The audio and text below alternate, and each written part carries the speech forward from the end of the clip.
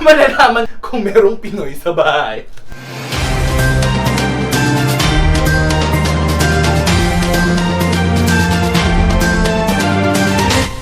Kamusta kayo? Charot! Andyan pa rin kayo! Charot! Okay, nakakita na ba kayo ng Japanese house? Since nandito tayo sa Japanese house, ipapakita ko sa inyo kung ano yung itsura niya. Okay? Siyempre, sasara muna natin. Ngayon, nasa Genkan tayo. At Keiko, ano ang Genkan? Charot! Hindi ko rin alam eh. Hindi alam. Pero, entrance yata siya. Yun ang tawag sa entrance sa mga Japanese house. Yes. Bawal ka magpasok ng tsinelas. Pero sa Pinas, pag yung nanay mo, feeling close sa mga kapitbahay, ay na, pasok niyo na yung mga sapatos, charot! Ikaw din ang palilinisin, tapos galit pag maputi. Sa every Japanese house, meron silang mga nakahandang slippers. Parang si Sadako nasa taas, charot. Parang may narinig po kami. Tinanggal ko na yung sapatos ko, tapos dapat slippers. Kasi nung unang panahon pa ng hapon, sabi nila, dapat malinis ang bahay parati. Kasi maliit lang yung bahay, kung saan ka matutulog, doon ka din kakain, doon ka rin maghahaliw-aliw. Kaya dapat malinis. Kaya mga Hapon, napakalinis. Ako lang ang hindi. Tapos may mga pasilyo silang ganito. Parang sa tutuban. Charing! Pasilyo 11, charot! May mabibili kang mga ganitin, charot! Okay, tapos tignan mo tong banga. Nandito si Sadako talaga, charing! Welcome to my crib, charot! MTV! 90s kid! Halika kayo, papakita ko sa inyo itsura ng sala. Okay, pasok ka na, halika. Ayan, nothing special naman. Pero, paano mo malalaman kung ang isang bahay ay may Pilipinong nakatira?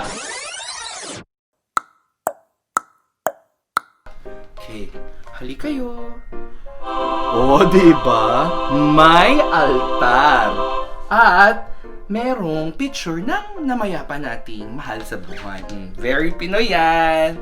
Oh, tapos tingnan nyo to. Tingnan nyo.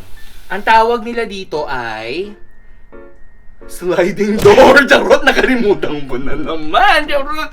Nag-research kasi talaga ako. Charot.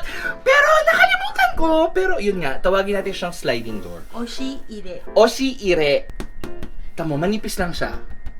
Kasi ano lang to, paper. It's made of paper.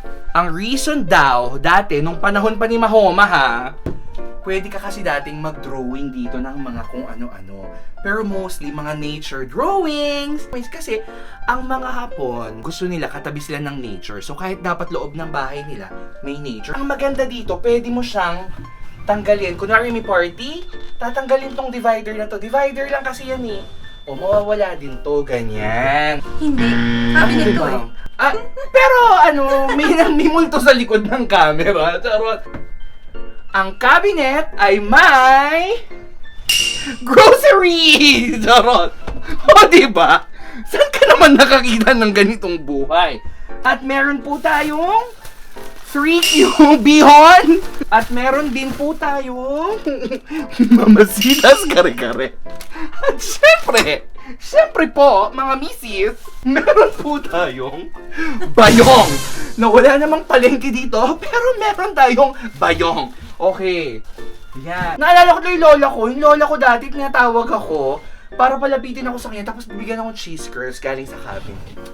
Sumalangit nawa, Anita Martin. Charot.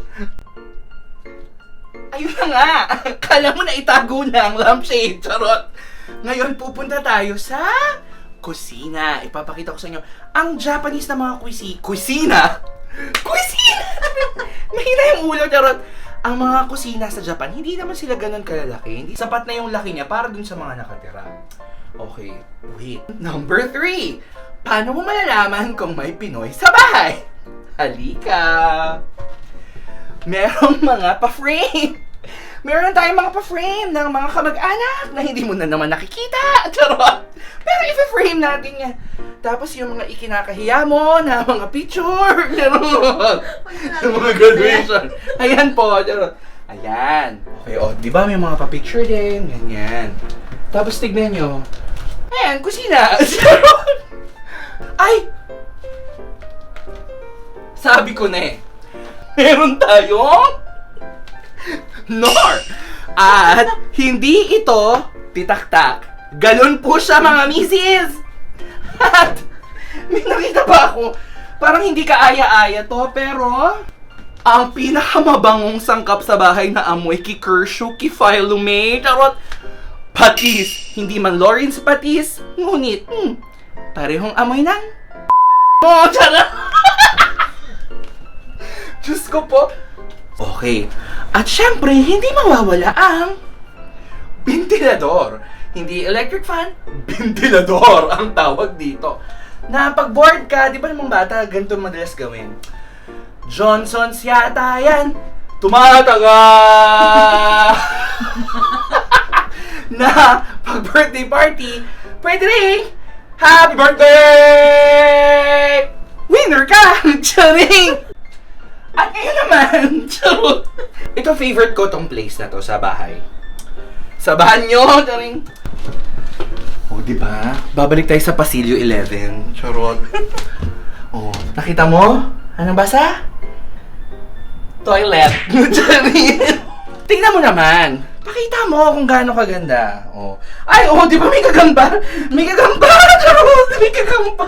Ang liit ng gagamba dito, pero yung sa bahay namin sa Bulacan, dahil malalaki, parang kamao, charot. So, ganyan. Ang powerful ng banyo nila. Tignan mo, meron pang mga fake flowers. Charot! Itong favorite ko!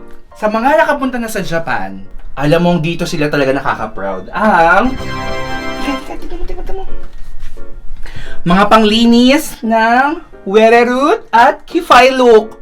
Kung hindi nyo maintindihan, takbo kayo sa pinakamalapit na parlor, ipa-explain nyo, charot! Gusto mo i-demo ko? Charot! Upo ka lang dyan. Tapos, tapos na, ganyan. Pindutin mo, tapos, charing! May mga maririnig ka na mga, may ma-feel ka mga, nakakakiliti. Charot! Kung gusto nyo ng demo, pa-comment na lang, demo mine, kiliti. I-PPM ko sa inyo yung kung paano siya i-demo, charing. Ngayon naman, ipapakita ko sa inyo yung palikuran. Hali kayo. Oh, wala naman masyadong special, pero halos lahat ng banyo sa Japan ay may bathtub, na ang tawag nila ay ofuro. Kasi mahilig talaga sila yung mga maliligo sa mga ganito. Sa onsen, sa sento, it's a must. Eh sa Pinas, di ba, pag may bathtub ka, mayaman ka. Kaya ako lumaki akong tabo, gripo, ganyan, nawasa, tubig nawasa dyan. Minsan may makakasabay ka pang ipis habang naliligo, ganyan. Hello! Ganito ang Japanese garden. Oh, tignan mo. Charot! Mary at ang lihim na hardin. Oh, merong tanim na sitaw. Tapos tignan mo yung paligid. Paligid, ganyan. Normally, ang mga Japanese na bahay, yung mga traditional, makikita nyo, puro sila nature. Eh di tinanong ko din sa friend ko, bakit ganon? Bakit mahilig kayo sa halaman? Sabi nila, ang Japanese daw at ang nature, they are isyo. They are together. So, ganon sila sa nature talaga. Kaya di ba sabi ko kanina, yung loob ng bahay, minsan pinipaintan pa nila ng mga puno. Ganon. Kasi gusto nila lagi silang malapit sa nature. So yan. Meron ditong duyan. May sapot ng gagamba. Huwag tayo dyan, charot. Itong hose na to, pag ginamit mo to, pati konsensya mo malilinis. Charot. Tapos ito yung sunroom. Para saan bang sunroom, charot? Para din sa mga halaman. Hindi kapag winter. Pag winter, para hindi masyadong harsh sa mga halaman. Yes. Di ba ngayon ko lang nalaman na ganyan ng sunroom? Meron sila mga halaman na ganito, dito rin sila gumagawa ng mga gamot na lunas sa mga kasakitan. Charot. Minsan pag may zombie, meron na rin silang mga antidote. Charot. Ayan na ha. Nalibot ko na kayo sa bahay ni Keiko at kung paano ang Japanese house. Brava to! Charot. Okay, see you later. Bye-bye. Mata ne!